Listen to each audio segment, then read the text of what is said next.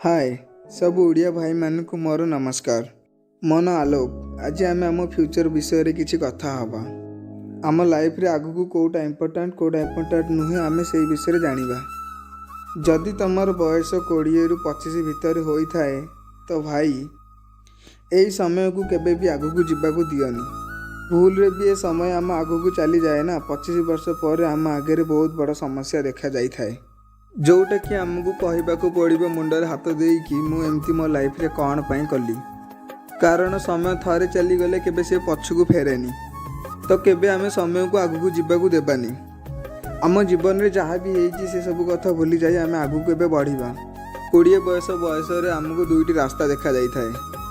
प्रथमटी है परिश्रम करवा, सेकेंडटी हूँ मस्ती करवा सांग मानक सह। तुमको ये दुईटी रास्ता मध्य गोटे रास्ता बाछिया पड़ो। जदि तुम ये दुईटी राजा रास्तार चलने चाहूच तो तुम आगे समय बहुत आगू चली जाइथिबो जोटा भी तुम केबे भाभी पारि नथिबो। तो बेटर हम आमको दुईटी रास्तार गोटे रास्ता बाछिया पड़ो।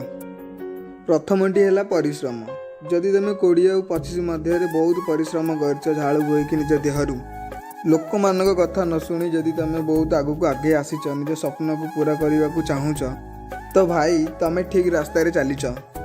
कारण 25 वर्ष पर तुमको नुआ क्यारेक्टर रूप में देखा मिल जो क्यारेक्टर रे तुम मालिक थी और लोक मैंने तुम कथा शुणापी तुम बाट को जगी बसी थे आउ अजनबी लोक सह तुम संपर्क भी गढ़।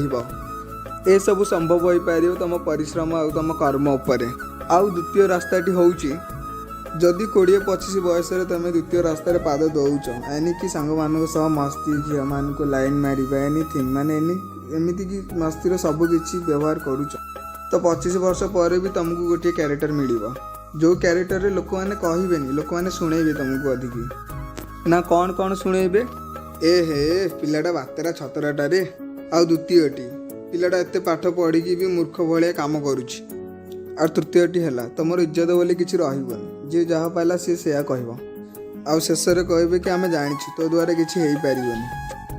तो ये सब समस्या रे आमको पड़ार ना आउ यहीटा आम ठीक हम कि आम समय थाऊ थाऊ आम रास्ता आम निजे देखा माइंड रु खराब जिनस काढ़ी निज को सुंदर भाव में गढ़ा।